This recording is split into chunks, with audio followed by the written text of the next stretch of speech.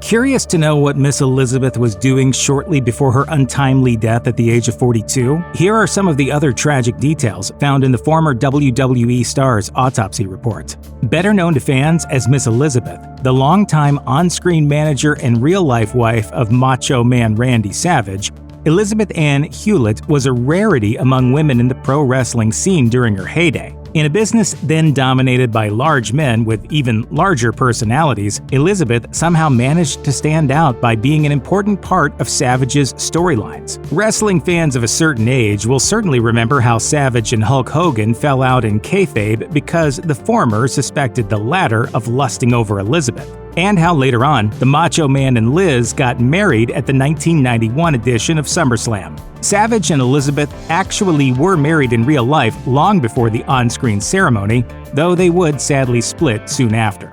Macho King Randy Savage, you don't know who I'm gonna walk down that aisle with. Could possibly be, We gotta take a commercial. Paul Abdul! After leaving WWE and taking some time off from the business, Elizabeth signed with WCW in the mid-90s, joining her now ex-husband and again becoming an integral part of the rival company's programming.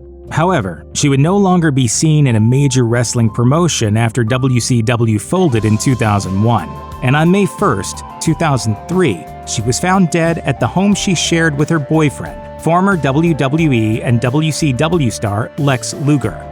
She was only 42 years old at the time of her death, and when her autopsy was released a few months later, several disturbing details were revealed about her untimely passing. As seen on a supplemental report that came with Miss Elizabeth's autopsy, the ex-WWE and WCW personality was pronounced dead on arrival at the emergency room of the WellStar Kenneth Stone Hospital in Marietta, Georgia. Citing a conversation with the hospital's ER supervisor, forensic investigator Hal Bennett wrote that Miss Elizabeth had arrived in full cardiac arrest and that she was already in such a state when EMTs arrived at her home and performed CPR. In his report, Bennett also cited Mike O'Connell, a detective at the Cobb County Police Department, who told him that hours before she went into cardiac arrest, Miss Elizabeth had been observed drinking vodka and taking the prescription pills Soma and Lortab. He added that at the time he spoke to O'Connell, detectives were on their way to Elizabeth's residence to, quote,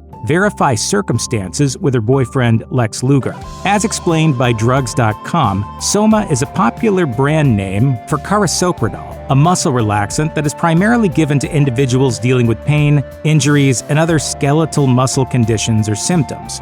Lortab, meanwhile, is also used as a pain reliever for those with moderate to severe symptoms and is a combination of acetaminophen and hydrocodone, the latter being an opioid pain medication. Both substances, the site warns, are known to cause addiction, overdose, or death if not used carefully. Less than 2 weeks before Miss Elizabeth's death, on April 19, 2003, police were called to her residence where they found her with 2 bruised eyes, a bump on her head, and a cut on her lip.